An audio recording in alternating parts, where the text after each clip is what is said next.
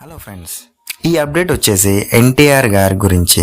అంటే ఎన్టీఆర్ గారు ప్రస్తుతానికి 2 షూటింగ్స్ తో, నాకు తెలిసి 2-3 అనుకుంటా, వాటితో బిజీగా ఉన్నాడు. ఈ లోపు ఒక న్యూస్ అనేది బయటకు వచ్చింది. న్యూస్ ఏంటో ఈ వీడియోలోనూ క్లారిటీగా తెలుసుకోబోతున్నాం. అయితే RRR సినిమా తర్వాత పాన్ ఇండియా స్టార్ గా మారిపోయాడు యంగ్ టైగర్ ఎన్టీఆర్. ఇక ఇప్పుడు వరుస సినిమాలతో బిజీగా ఉన్నాడు. ప్రస్తుతం ఎన్టీఆర్ గారు కొరటాల శివ దర్శకత్వంలో సినిమా చేస్తున్నాడు. ఈ సినిమాకు దేవరా అనే పవర్ఫుల్ టైటిల్ ను పెట్టారు.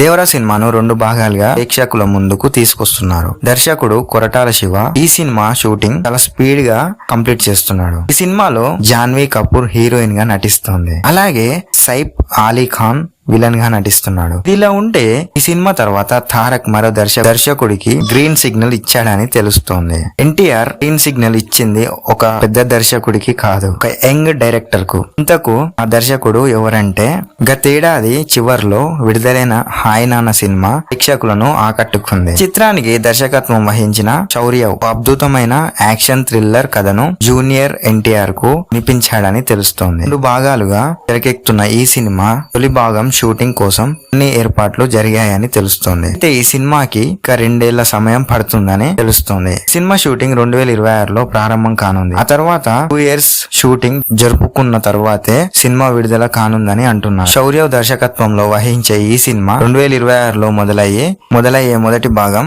2028లో విడుదల కానుంది. రెండో భాగం 2030లో విడుదల కానుందని తెలుస్తోంది. చూడాలి మరి.